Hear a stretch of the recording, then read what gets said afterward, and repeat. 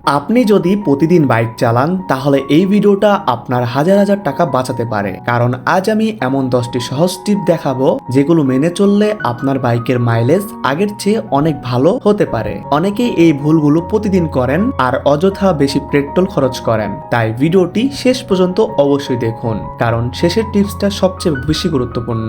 আসসালামু আলাইকুম এভরিওয়ান, কি অবস্থা সবার? আজকের ভিডিওতে জানবো কম খরচে বাইকের মাইলেজ বাড়ানোর 10টি কার্যকর উপায়। এগুলো নিয়মিত অনুসরণ করলে জ্বালানির অপচয় কমাতে এবং বাইকের পারফরমেন্স ভালো রাখতে সাহায্য করতে পারে।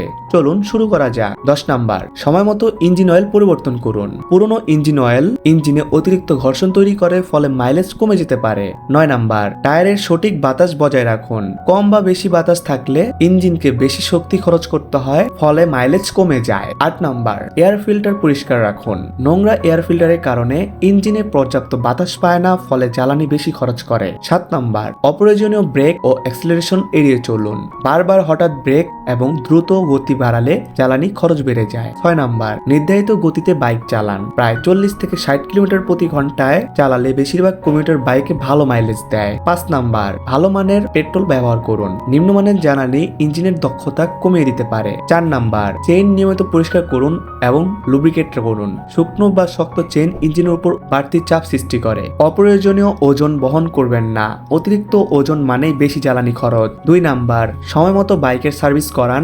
স্পার্ক প্লাগ, এয়ার ফিল্টার এবং ফুয়েল সিস্টেম ঠিক রাখতে মাইলেজ ভালো থাকে। আর 1 নাম্বার, অযথা ইঞ্জিন চালু রেখে দাঁড়িয়ে থাকবেন না। অনেকেই 2 থেকে 5 মিনিট বাইক স্টার্ট রেখে বলেন অপেক্ষা করেন, এতে শুধু পেট্রোলই নষ্ট হয়। এই ছিল কম টাকায় বাইকের মাইলেজ বাড়ানোর 10টি উপায়। আপনি এর মধ্যে কোন টিপসটি আগে থেকে মেনে চলেন আর কোন টিপসটি আজ নতুন জানলেন অবশ্যই কমেন্টে জানাবেন। ভিডিওটি ভালো লাগলে একটি লাইক দিন, বন্ধুদের সঙ্গে শেয়ার করুন। এমন আরো ভিডিও পেতে আমাদের চ্যানেলটি সাবস্ক্রাইব করে পাশে বেল আইকনটি অল করে দিন। আল্লাহ হাফেজ।